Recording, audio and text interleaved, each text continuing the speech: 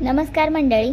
आजचा दिवस खूप खास आहे कारण आज आहे दीप अमावस्या आणि श्रावण महिना सुरू होण्याआधी घरातही एक वेगळंच प्रसन्न वातावरण जाणवत होतं. सकाळी उठल्यावर ना सगळ्यात आधी दारात सुंदर अशी रांगोळी काढली. सणवार असला की अंगणातली रांगोळी आणि घरातला दिव्यांचा प्रकाश मनाला ना एक वेगळाच आनंद देतो. आज दीप अमावस्या असल्यामुळे ना घरातील सगळे दिवे धुवून छान स्वच्छ केले आणि देवाची मनोभावे पूजा केली.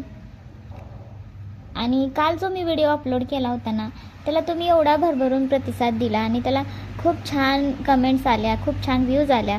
तर त्यासाठी ना तुमचं सर्वांचं मनापासून धन्यवाद. आणि आय होप तुम्हाला समजलं असेल की मी आहोंचं दुसरं लग्न का केलं आहे. जर तुम्ही कोणी व्हिडिओ नाही बघितला ना तर नक्की जाऊन तो व्हिडिओ तुम्ही बघा.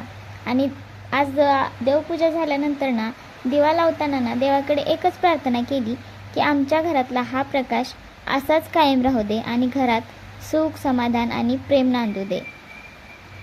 एवढंच मागणं आहे देवाकडे. पूजा झाल्यावर मग रोजच्या स्वयंपाकाची लगबग सुरू झाली.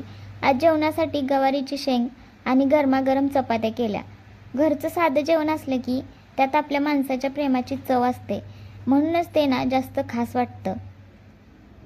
तर बघू शकता इथं मी छान अशी गवारीची शेंग केलेली आहे आणि एकदम साधी सोपी, जास्त मसाले वगैरे न वापरता. आणि आज आमचं लवकरच आवरायचं चालू होतं कारण आज आम्ही ना बाळवांच्या मंदिरात जायचं असं ठरवलं होतं. त्यामुळे मग आम्ही लवकर आवरत होतो. त्यामुळे कांचनने पण ना लवकरच कपडे धुवून घेतले होते.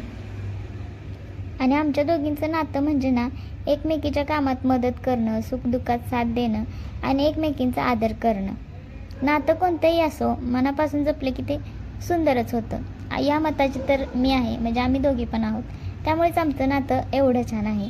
अशा या छोट्या छोट्या कामांमध्येच ना आमच्या दिवसाचा ना आनंद दडलेला असतो.